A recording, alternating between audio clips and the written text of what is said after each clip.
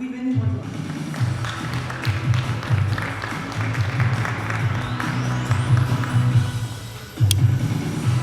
Voilà, venez tous sur scène, prenez place, installez-vous, prenez un micro chacun, parce qu'on en a assez. Et on va vérifier tout de suite que Pierre Renaudet est avec nous en Skype, pharmacien et fondateur du logiciel Bimedoc. Alors on va mettre en place le Skype et le temps que ça se mette en place, je vais faire un petit tour des présentations. À mes côtés, Dr Philippe Boineau, président de la Société française de médecine générale, médecin généraliste lui-même, bien sûr. Vous êtes installé où? Magny-en-Vexin, voilà. À vos côtés, Arthur Dauphin, pharmacien SFSTO dans le Val d'Oise. Voilà, depuis un an, hein, tout jeune pharmacien installé, ça y est, ça se passe bien depuis un an. Dans le Val d'Oise, à Bouche, près d'Ernay. Et à vos côtés, François Versini, président de KidTurtle. C'est un éditeur de logiciels implanté à l'hôpital et vous nous expliquerez de quoi il s'agit. Je vois que Pierre Renaudet est avec nous en Skype, pharmacien fondateur du logiciel Bimedoc. Bienvenue. Merci. Merci de nous rejoindre. Tiens, je vais commencer avec vous peut-être parce que bilan partagé de médication, c'est quoi le bilan de médication? Alors, si vous voulez, j'ai quelques diapos à vous, pour illustrer mes propos sur les bilans, et comme ça permettra de lancer la table ronde comme on avait imaginé. Vous m'entendez? Oui, absolument. D'accord. Du coup, si je partage mon écran, vous le voyez? Oui, on vous voit, on vous entend. Parfait. Du coup, pour lancer la table ronde pour le bilan partagé d'éducation, le mieux c'est peut-être de redéfinir et pour qu'on soit tous d'accord sur ce qu'est un bilan finalement, et comme ça après je pourrais vous montrer les critères d'utilité, l'évolution et ce qu'on y fait dans ces bilans. Donc concernant les bilans partagés de médication, l'idée c'est d'établir un consensus avec le patient finalement, toujours en mettant le patient au centre de la démarche qu'on va faire à l'officine. Et il y a 3 points qui me paraissent importants. Ça va être d'optimiser l'impact clinique de ces médicaments, d'en réduire finalement, est-ce qu'on peut réduire le nombre de problèmes qui peuvent être liés à des patients qui vont être polymédiqués, et en tant que pharmacien finalement de diminuer, voir s'il y a des surcoûts inutiles sur certaines prescriptions, sur certaines médications, des choses comme ça, et toujours comme ayant pour objectif finalement d'améliorer l'observance du patient, ou aussi on peut parler d'adhésion thérapeutique, d'en améliorer la tolérance pour ce qui va nous permettre d'en améliorer l'observance, de diminuer certains effets indésirables qu'on va pouvoir retrouver chez nos patients, puisqu'on va passer du temps avec lui finalement dans un espace qui est différent du comptoir, donc il va pouvoir émettre de nouveaux symptômes par exemple, en lui posant les bonnes questions, et en tant que pharmacien finalement de faire une analyse de l'ordonnance et d'aller vérifier les interactions médicamenteuses. On appelle partager puisque l'idée c'est toujours d'avoir un lien avec le médecin prescripteur. Donc on verra que dans les bonnes pratiques du bilan, l'idée est de communiquer avec le prescripteur en lui envoyant une synthèse de tout ce qu'on a vu avec le patient. Aujourd'hui, il y a différents patients qui sont éligibles, donc ça va être des patients polymédiqués. Donc les critères, vous devez à peu près tous les connaître, mais en gros l'idée c'est qu'il y ait toujours plus de 5 traitements, donc 5 molécules, que le patient ait plus de 65 ans et entre 65 et 75 ans qu'il ait une ALD. Comme l'a dit Nicolas Revel hier et avec les syndicats il y a quelques jours maintenant, tout ça va être amélioré, puisqu'il y aura plus de patients qui vont être éligibles à partir de l'an prochain, avec finalement une simplification de ces critères, avec tous les patients qui ont plus de 65 ans et plus de 5 traitements, ce qui va permettre de mieux travailler avec les médecins, puisque même pour les médecins qui peuvent proposer à des patients des bilans, les critères à souvenir seront beaucoup plus simples pour tout le monde. Finalement, qu'est-ce qu'il faut faire quand on fait un bilan partagé de médication? Donc ça, on a beaucoup de questions sur ces différentes étapes. C'est pas toujours simple au départ, mais l'idée est de recueillir des informations sur les pathologies, les traitements, quelques quelques informations sur les symptômes également de notre patient, de bilan biologique. Dans une deuxième étape, d'analyser ces différentes informations qu'on va recueillir pour faire une analyse complète en fait, du traitement, toujours en collaboration avec le médecin pour voir s'il n'y a pas des améliorations de traitement à faire, par exemple, ou arrêter certains médicaments qui sont souvent dus à une multiprescription de multiples prescripteurs.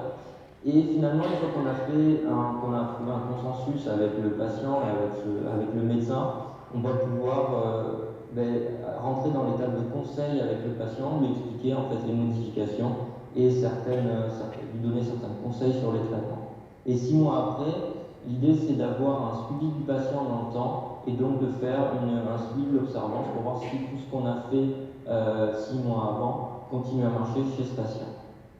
Les années suivantes, donc là c'est simplifié, c'est soit s'il n'y a pas de modification de traitement, c'est 2 suivis d'observance espacés de 6 mois à chaque fois, ou s'il y a une modification d'un traitement sur le long terme, on va en fait refaire une analyse pour voir s'il n'y a pas de nouvelles interactions, par exemple, refaire un entretien conseil avec notre patient, et 6 mois avant, on pourra faire un suivi de l'observance. Donc voilà en fait pour remettre dans le contexte les bilans de médication, mais l'idée globale de ces bilans, pour que ça soit efficace, c'est qu'il faut suivre le patient dans le temps afin d'avoir un réel impact sur des déterminants de santé avec notre patient. Ça va également permettre d'améliorer la satisfaction du patient et donc potentiellement son adhésion thérapeutique. Alors, voilà un premier tableau dressé.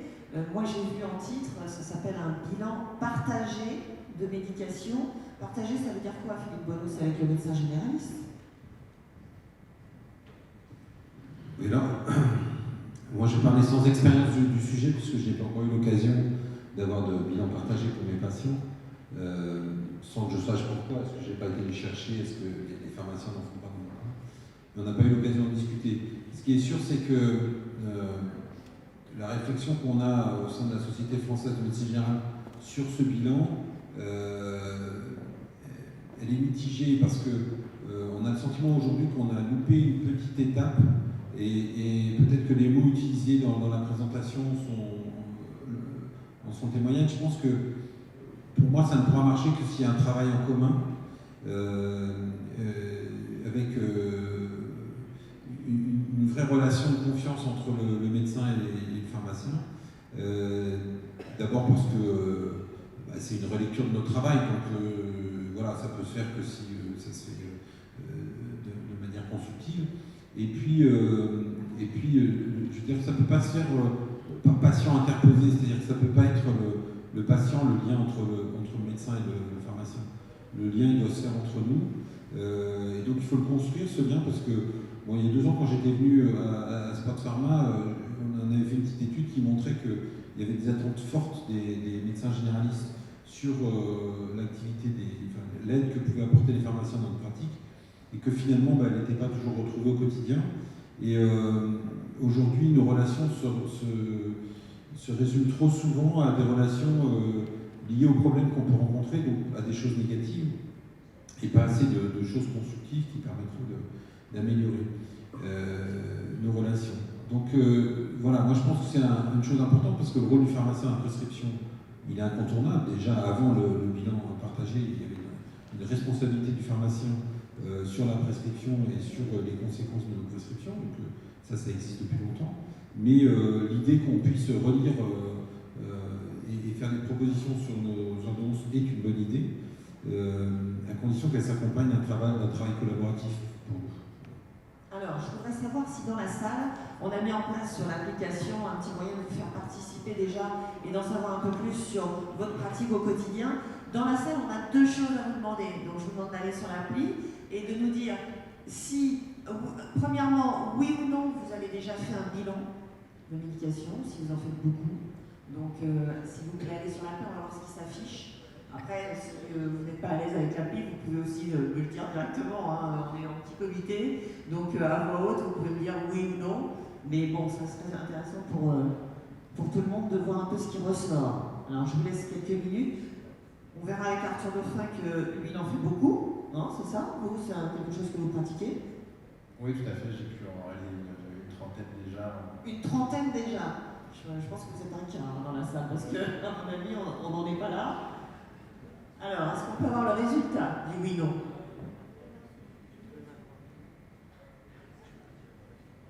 Bon. C'est quoi la technologie? La machine à balade décide de donner non, ah, c'est pas si tranché que ça quand même. Finalement, ça se met quand même un petit peu en place. Alors, on ne sait pas tellement. Ouais, il y a une condition que le public soit pas. Oui, soit représentatif des pharmaciens. Bon, normalement, il y a un peu représentatif des pharmaciens, c'est un peu parisien, le public. Oui, c'est un sujet qui les intéresse. Alors, deuxième question, je vous demande de participer encore un petit peu. On voudrait faire un petit nuage de mots, de savoir quelle est votre perception de ce bilan de médication. Si vous deviez le qualifier en un mot, même pour ceux qui ne l'ont pas fait, qui ne le pratiquent pas, pourquoi vous ne le faites pas? Est-ce que c'est trop compliqué, chronophage, ou au contraire, est-ce que c'est enrichissant, plutôt simple? Dites-nous un peu la sensation que vous avez et ce que ça vous inspire. Et on va voir ce qui apparaît, s'il y a des choses qui se dessinent. Allez, on se laisse encore quelques secondes. Si vous devez participer au nuage de mots, Arthur. Enrichissant pour le patient, ce serait peut-être ce que j'en sortirais avant tout. D'accord. Alors, on a un petit souci technique qu'on est en train de régler. Donc, soit j'attends un petit peu pour que le nuage de mots apparaisse, et puis on va voir ce qui apparaîtra derrière nous. Mais du coup, je disais que vous en faites beaucoup, une trentaine déjà, depuis un an, donc, puisque vous êtes installé depuis un an. Qu'est-ce que vous relevez déjà de positif? Alors, de positif, évidemment, c'est que les patients sont très contents du temps qu'on... Parlez bien dans le micro, bien près du micro. Les patients sont très contents du temps qu'on leur accorde à travers ces bilans. Ça permet, je pense, de mettre un petit peu en scène les compétences pharmacologiques effectivement qu'on peut avoir comme expertise. Ouais. Je pense qu'on va en parler d'ailleurs, effectivement, détection de la iatrogénie, gestion des traitements, etc. Il y a aussi des attentes des patients pour avoir plus d'informations, plus de conseils par rapport à ça, une vraie écoute. Et surtout, on sort du comptoir, on sort de la vision du patient qu'on peut avoir par le prisme juste de l'ordonnance finalement, qui est rédigée. Donc il y a quand même une relation supplémentaire qui s'installe. Ouais. C'est donc on va vraiment être plus d'égal à égal et on ne sera plus le professionnel de santé qui est le sachant, et on est plus à un pied d'égalité. Le patient se confie facilement et peut aborder des choses qu'on n'aurait jamais pu penser aborder autrement finalement qu'avec ce cadre-là aussi.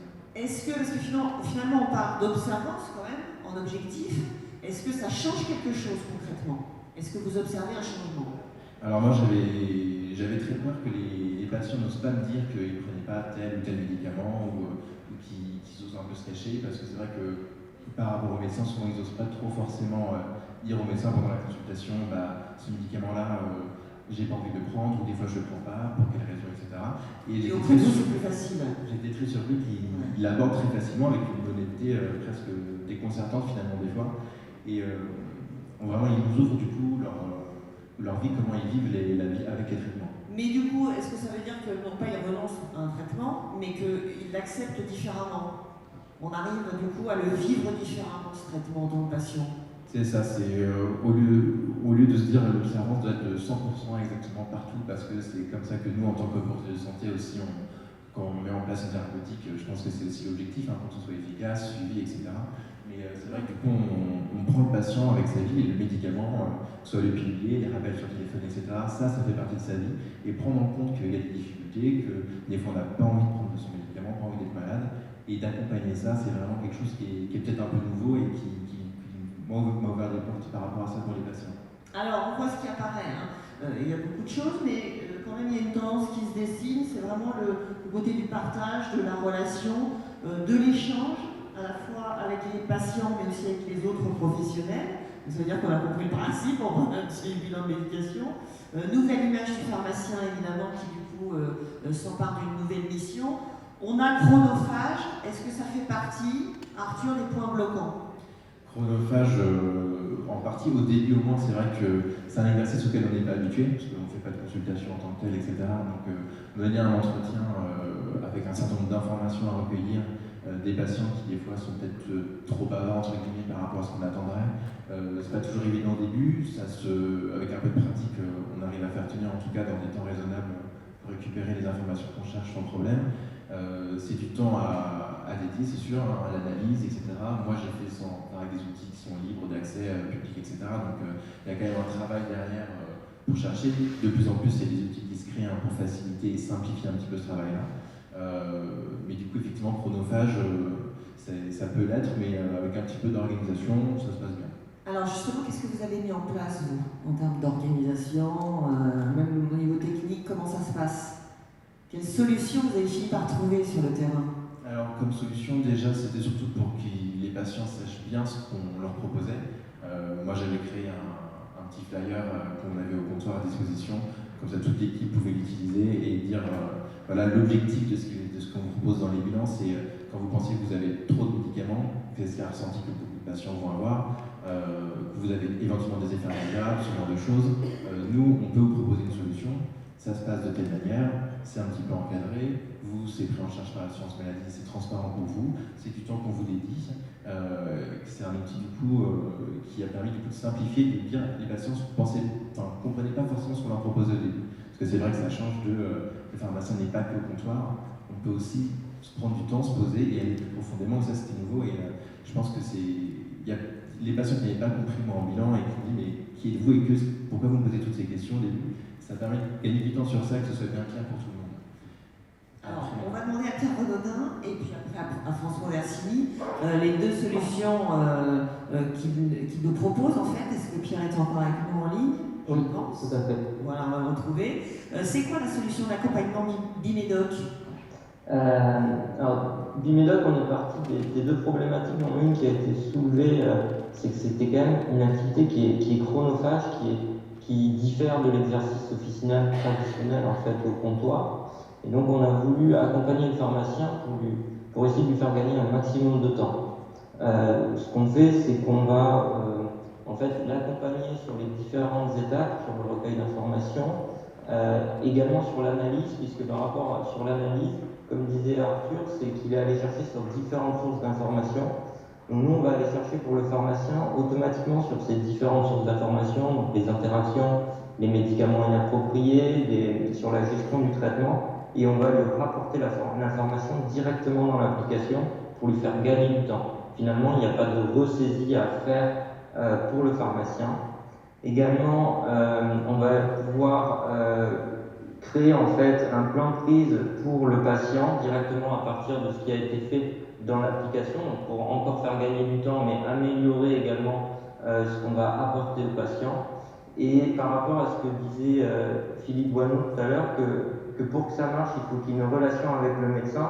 On est persuadé que c'est comme ça que les bilans marcheront. Et donc, en fait, on synthétise automatiquement une synthèse à destination du médecin traitant, aujourd'hui qui est un PDF qui permet en fait de rapporter l'activité que le pharmacien a réalisée avec le patient au médecin, lui rapporter de l'information typiquement sur l'observance qui peut expliquer pourquoi pas un échappement thérapeutique, que le médecin souvent n'a pas connaissance parce que c'est pas ce qu'il fait dans sa consultation traditionnellement. Mais également, on va vouloir améliorer ce passage d'information avec le médecin, puisqu'on intègre nativement la messagerie sécurisée, et le médecin en fait va pouvoir recevoir un lien et répondre directement au pharmacien sans avoir à imprimer un PDF, écrire, le renvoyer par fax ou par un autre canal, mais essayer d'améliorer en fait cet échange d'informations pour améliorer cette interprofessionnalité.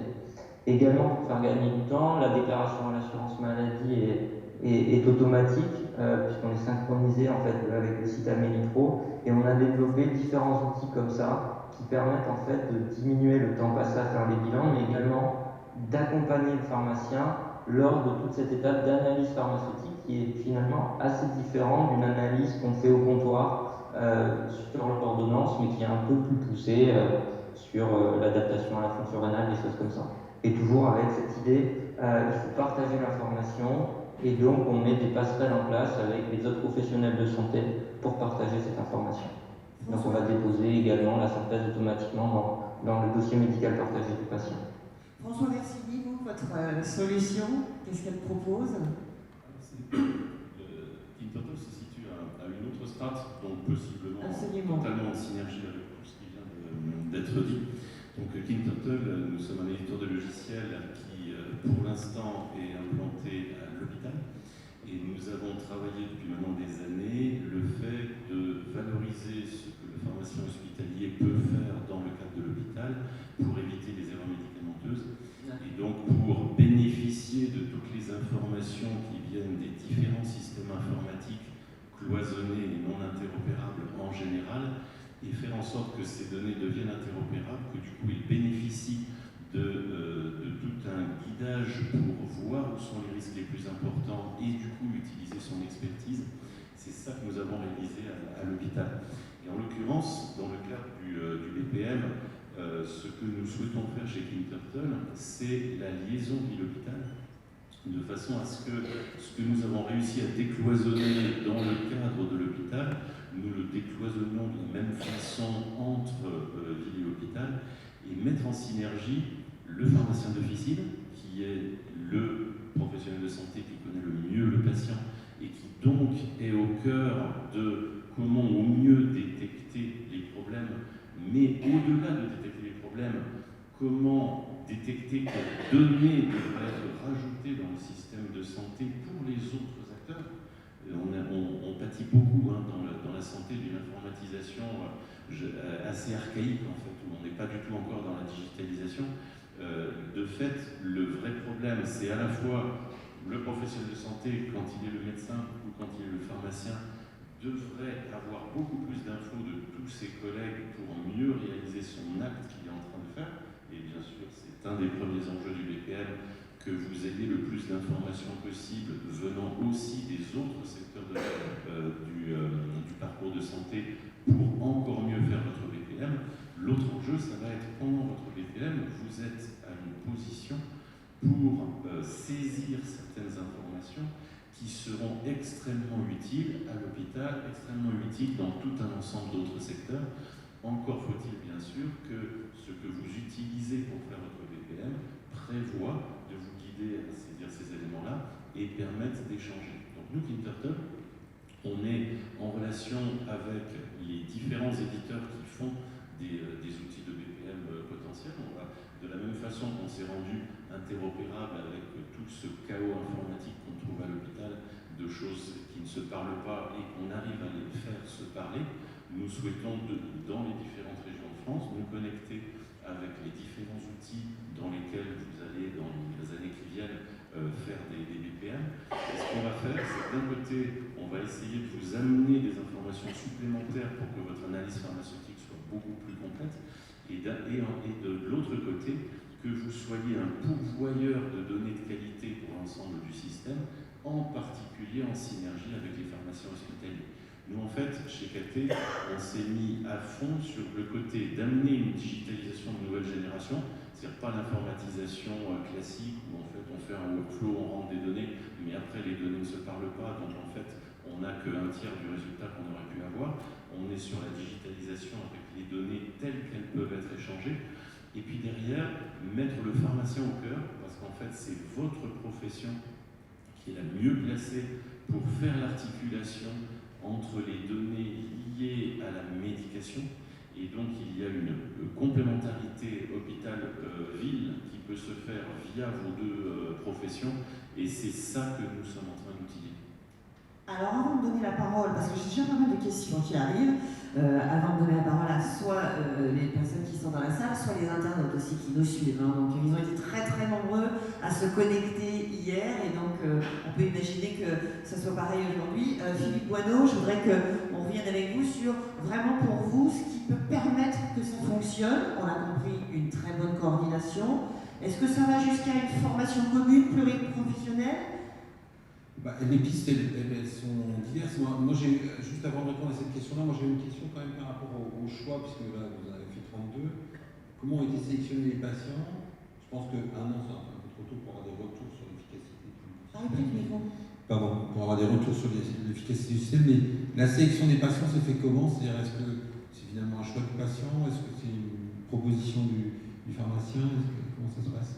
Moi, j'avais fait le choix dans toute pharmacie donc de proposer largement donc, des flyers qui sont tous au comptoir. Donc il y a quelque chose. Oui, mais après, comment techniquement, qui dit j'ai envie d'un bilan, ou le patient Vous, avec l'ordonnance que vous avez, vous aurez peut-être besoin d'un bilan. Nous, on propose, il y a différents cas. Il y a des cas où on se dit, des patients qu'on connaît bien, finalement, qu'on commence à bien connaître, et on dit, en fait, il y a peut-être besoin effectivement qu'on refasse un petit peu le point parce qu'il y a peut-être un déséquilibre. J'ai eu le cas avec un patient diabétique de type 2 qui avait un diabète qui était très compliqué, équilibré, mais qui avait jamais vu de diabétologue, qui avait une prescription un peu compliquée. Donc on a dit, il faudrait peut-être qu'on prenne le temps de revoir. Il y a au renouvellement, quand on voit souvent pour les asthmatiques par exemple, qui disent, non, je ne veux pas tel inhalateur, je ne veux pas tel médicament, on ne leur donnait pas, j'ai ce qu'il faut, ou je ne les prends pas. Et c'est là que des fois, souvent, on a pu l'enchaîner et dire, ce serait bien qu'on prenne le temps d'en discuter, de voir pourquoi ça ne marchait pas, pourquoi vous ne voulez pas, qu'on en rediscute, qu'on prenne les obstacles, etc.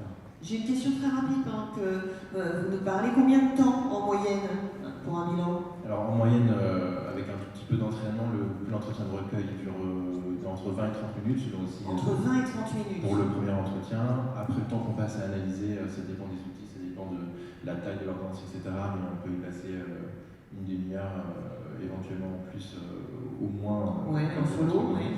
Et après l'entretien conseil qui dure 15-20 minutes, du coup on rappelle, on fait des rappels, etc. Ça va de plus en plus vite après. Voilà, Alors je reviens sur ma question. Comment est-ce qu'on fait pour que ça soit vraiment partagé, que ça fonctionne?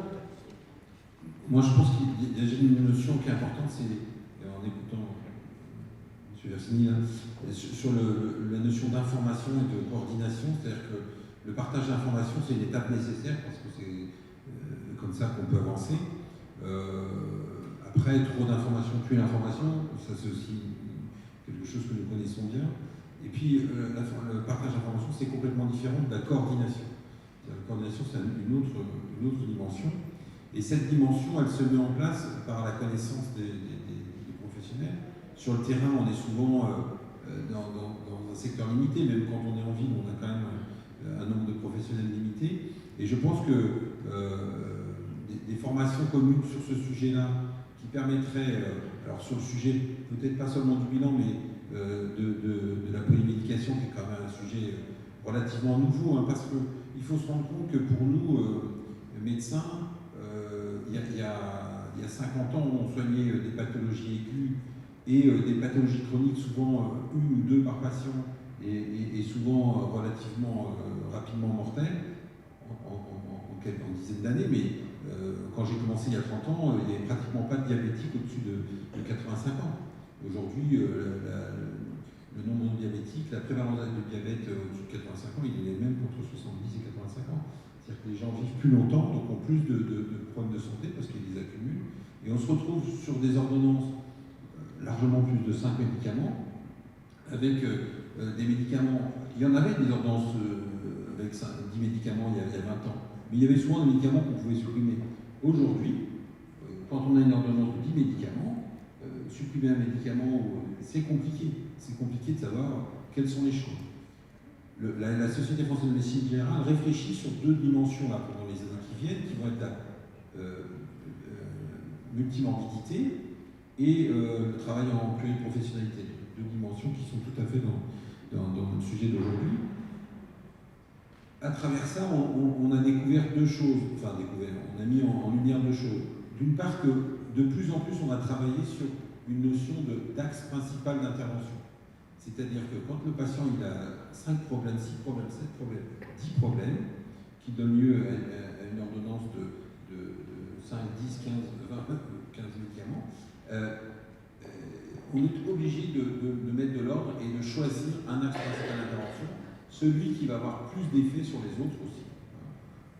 Un exemple très simple, un patient qui n'a pas de domicile parce qu'il y a eu des problèmes familiaux, etc. La première question sujet, c'est il faut lui trouver un domicile. Un patient qui dépressif, qui par ailleurs a des addictions, etc. Le premier problème, c'est de traiter sa dépression. Le reste passe au second plan. Un patient qui a un cancer grave, le reste passe au second plan. Et donc ce choix, cette discussion, etc., elle avait évidemment des conséquences sur l'ordonnance. Et du coup, le travail que vous faites, il doit tenir compte de l'ensemble du travail qui est fait en amont par le médecin. Sinon, on arrivera à des contradictions, c'est-à-dire des choix différents entre le pharmacien et le médecin. Le patient, en fonction de ce qu'il aime, plus le pharmacien, plus le médecin, il fera des choix. Et on arrivera toujours à des choix qui ne seront pas médicaux, mais à des choix faits par le patient.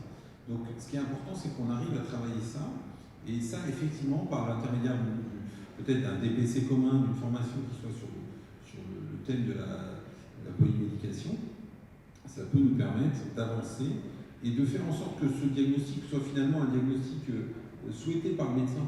C'est-à-dire que c'est un outil pour le médecin aussi, c'est pas qu'un outil pour le pharmacien. Et là, je pense que si on rentre dans cette dimension où le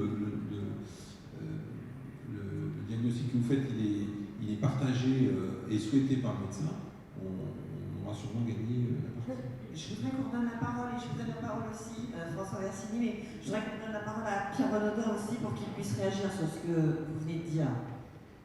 Tout à fait, c'est justement le fait que les personnes travaillent ensemble, les médecins, les pharmaciens, et je pense que l'idée d'une formation commune sur les bilans serait peut-être la meilleure chose à faire pour que chaque profession en fait puisse connaître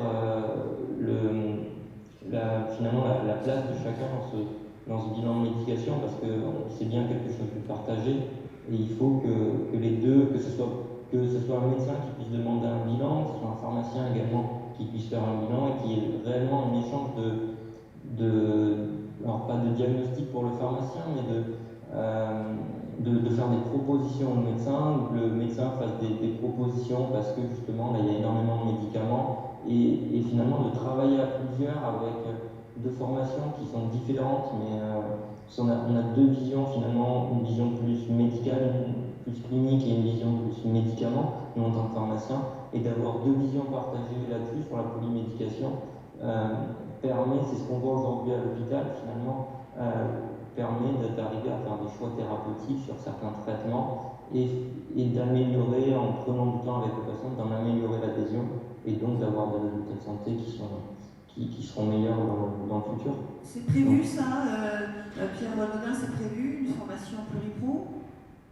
Alors nous chez Bimedoc, on ne fait pas de formation, mais il est vrai que s'il y avait des organismes de formation, ou la Société française de médecine générale, ou la FSSPO, pouvaient proposer en fait ce genre de formation, je pense que ça permettrait de développer les bilans, puisqu'il y a certains pharmaciens qui oseraient plus facilement franchir le cap, parce qu'ils connaissent le médecin qu'il y a derrière, et donc il y aura toujours une entraide entre professionnels de santé. François Versini. Moi, je veux réagir effectivement. J'ai noté vos deux phrases, parce que je n'avais jamais pensé à le dire de façon aussi efficace. Trop d'infos tue l'info, et la coordination, c'est pas le partage d'informations. On est vraiment à un moment où c'est ça le problème. C'est-à-dire que jusqu'à il y a quelque temps, il n'y avait pas assez d'informations qui étaient disponibles, et donc on les cherchait. Maintenant, on en a plutôt trop, et on ne sait plus quoi faire. Et le trop étant dans des formats disparates et donc non utilisables informatiquement, donc c'est comme les photos de vacances, on regarde ça sur l'ordinateur à l'écran, mais ça n'est pas utilisable dans les algorithmes. Et effectivement, c'est ça l'enjeu pour vous.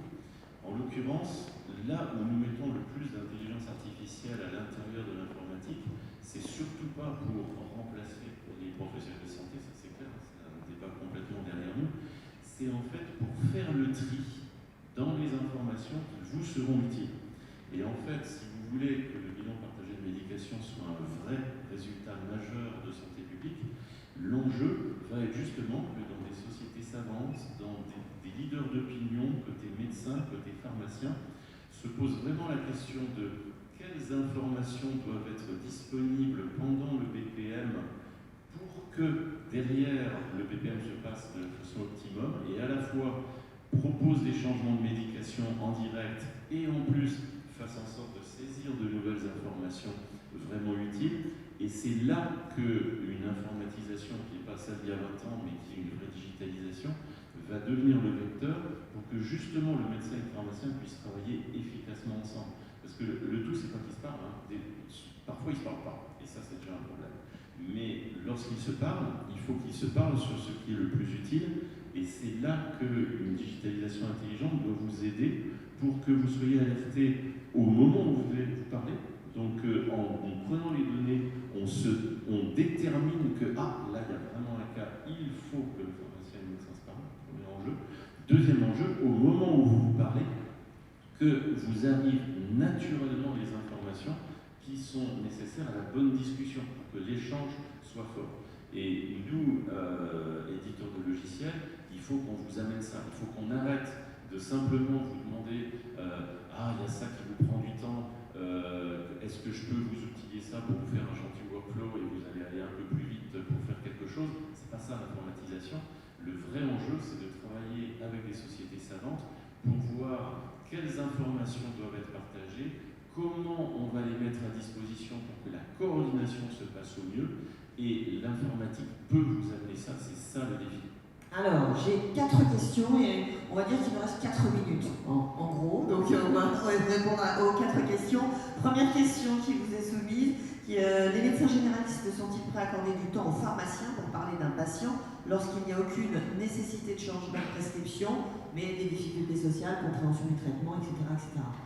Moi, je pense que c'est tout l'enjeu, c'est ce que je voulais dire tout à l'heure. Oui. C'est que si les bilans s'adressent à des patients pour lesquels nous, on n'a pas de soucis, on va avoir l'impression que c'est une perte de travail, de temps pour tout le monde. Par contre, si ces bilans s'adressent à des patients pour lesquels on est en difficulté déjà, eh ben, on va là trouver une solution à nos problèmes. Donc, cette dimension-là, elle doit travailler si on veut que ça réussisse, bien sûr. Comment inciter les médecins à prescrire des bilans partagés de médication? Et j'ai envie de vous dire, est-ce que déjà le public est informé que ça existe? Je pense que les médecins ne connaissent pas. Et deuxièmement, je ne suis pas sûr qu'il y ait une prescription aujourd'hui possible du bilan, en dehors de téléphoner aux pharmaciens en disant j'aimerais bien que, mais je pense que c'est même pas prévu dans les textes. Le médecin. Pour rebondir là-dessus, on connaît des médecins qui, justement, sur l'ordonnance, en fait, préconisent la réalisation d'un bilan dans certaines villes. Ça se fait, ouais. Très bien. Bon. Comment appréhender les recommandations? Justement. Oui, Pierre? Non, oui, justement, c'était une très bonne idée et que finalement, c'est parce que le pharmacien avait fait un bilan, qu'il avait envoyé une synthèse, avait discuté avec le médecin. Finalement, les médecins après, pour certains patients, s'étaient dit que ça pourrait être intéressant qu'il y ait une relation également avec le pharmacien lors d'un bilan et pouvoir engager une discussion entre le pharmacien et le médecin. Comment appréhender les recommandations du pharmacien à l'égard du prescripteur, notamment la déprescription de certains médicaments, de certaines thérapeutiques, somnifères, anxiolytiques par exemple? Comment appréhender pour le médecin? Je crois que le regard d'un autre sur notre prescription, il est toujours bénéfique. Tous ceux qui ont des internes dans leur cabinet savent très bien que les internes découvrent des choses régulièrement et nous posent des questions parfois gênantes sur ce qu'on fait, parce que on a nous aussi l'inertie clinique et l'inertie thérapeutique qui font partie de notre quotidien. Donc je pense que mettre le doigt sur des choses pour lesquelles on peut se poser des questions, c'est très bien. Après, il faut qu'on discute ensemble de ce qui est possible ou pas possible. Il y a des somnifères, moi j'ai pas ça, je n'arrive pas à arrêter les somnifères, j'ai pas... Voilà, je sais que c'est pas dans les recos, mais je ne sais pas faire autrement. Mais peut-être que la discussion avec un tiers, ça peut amener des solutions alternatives qui pourraient être au bénéfice du patient. La déprescription, moi je pense qu'il y a un problème à régler quand même, c'est que pour les pharmaciens, aujourd'hui, la rémunération elle est liée au nombre de boîtes, et ça, c'est comme le paiement à l'acte en médecine générale, c'est-à-dire que c'est inflationniste, et tant qu'on est dans cette situation où quand on supprime des médicaments, on supprime des revenus, ça ne pousse pas, même inconsciemment, à supprimer des médicaments, plutôt même consciemment, et inconsciemment, ça ne pousse pas à le faire. Donc je pense que là, il y a une négociation à faire du côté des syndicats de pharmaciens pour qu'on arrive à ce que cette déprescription ne soit pas pénalisante financièrement. Oui, donc quand on prescrit un traitement, si je comprends bien moi, entre 1 et 3, par exemple, si besoin, selon besoin, finalement, si le pharmacien fait bien son job, il est moins rémunéré. C'est ça. Ouais. Donc c'est un vrai problème. Dernière question, je suis désolée. Tous ces outils numériques ne devraient-ils pas être libres de droit, et comment est-ce qu'on fait quand on est pharmacien pour assumer tout ça? Parce que depuis hier, si on s'en tient au nombre d'outils numériques dont il faut se doter, les certifications qu'il faut aller chercher, on a même eu une question hier, mais on n'avait plus le temps elle est arrivée trop tard, c'est à force d'entendre parler de certification, de formation d'outils numériques, finalement, est-ce que c'est pas la formation initiale universitaire qu'il faut revoir? Alors moi, étant fraîchement sorti de la fac il y a peu, c'est vrai que... C'est pour ça que je vous aurais tout indiqué pour nous répondre. Nous, j'ai eu la chance, j'étais étudiant à la faculté de Paris, donc on a pu aborder beaucoup d'outils en dehors même de l'éducation. Donc elle a changé cette formation Elle universitaire évolue, initiale. mais moi j'ai pu participer du coup avec un retour d'expérience aux enseignements pour les futurs diplômés justement à la fac sur comment ça se passe, quel est l'intérêt, des conseils avec des cas pratiques que moi j'ai pu rencontrer aussi à l'usine. Donc ça évolue, c'est vrai qu'il faut être un peu curieux et je serais ravi de vous donner Mais ça répond à la question financière aujourd'hui sur la multiplicité des solutions. C'est faisable de faire tout seul, mais c'est à dire que l'idée que ce soit libre de droit me remplit de joie, effectivement. Donc, en fait, c'est exactement l'image de l'impasse dans laquelle on pourrait être, et du coup, le fait qu'il faut sortir par le haut et trouver une autre solution. Étant donné la manière dont est rémunéré le BPM, bien évidemment, il ne faut pas s'attendre à une informatisation très forte qui serait très chère et qui serait incluse à l'intérieur de cette rémunération. Je pense que la rémunération du BPM actuel, il faut le voir comme une première étape. Il faut absolument réussir cette première étape, montrer à la CNAM que vous êtes une profession créatrice de valeur et qu'il faut faire d'autres étapes avec des rémunérations plus importantes. C'est ça l'enjeu. Et du coup, derrière, c'est dans une synergie entre les outils informatiques et ce que vous faites professionnellement qu'on va bâtir quelque chose tellement créateur de valeur que la question ne se posera même pas et qu'il y aura de quoi rémunérer les logiciels et qu'il y aura de quoi rémunérer votre acte. Notre enjeu, il est le modèle économique avec la CNAM, les mutuelles, etc., bien évidemment. Philippe Poineau, un dernier mot. Oui, moi je voulais juste attirer l'attention sur le fait qu'il y a un outil qui pourrait changer des choses, qui est en train de se mettre en place, c'est les CPTS, les communautés professionnelles territoriales de santé, qui vont couvrir le territoire dans l'année et dans les 2 ans qui viennent, et qui ont pour but de rassembler sur un territoire donné, donc limité en termes de surface, les professionnels du territoire. Alors, bon, c'est peut-être un peu plus compliqué en ville, mais quand même, on est là dans un outil où les gens vont se rencontrer autour des problèmes qui sont liés au territoire. Alors, le problème de la polyprescription, il est partout en France, mais en tout cas, cette dimension de rencontre des professionnels d'un territoire va faciliter le dialogue, va faciliter la mise en place de solutions, pourquoi pas de formation même, au sein d'un territoire avec des gens qui vont se connaître. Donc ça, c'est récent, puisque la loi date d'il y a 2 ans et que les premières CPTS ont été créées en 2019, fin 2018. Mais je crois que là, il y a une opportunité. Il faut que les médecins, mais qui sont souvent présents, et les pharmaciens investissent ces outils pour pouvoir travailler ensemble localement. Voilà, merci à tous, merci à vous 3, merci à Pierre qui était en Skype avec nous. Alors, une petite info, une bonne info même, pour les questions on s'adapte, on fait comme vous dans le quotidien, dans vos officines. Pour des raisons de disponibilité des salles, on va changer un tout petit peu le programme. C'est-à-dire que là, vous allez partir en pause un quart d'heure, puis vous revenez ici en plénière pour le symposium sur la LC avec AbbVie. Et nous ferons, après le déjeuner, atelier biosimilaire, atelier et restitution. On fera tout ça sans pause cet après-midi. Voilà. Donc, avant de vous libérer pour la pause, on a une petite communication orale. Alors, je vais libérer les personnes qui sont sur scène. Merci beaucoup à vous.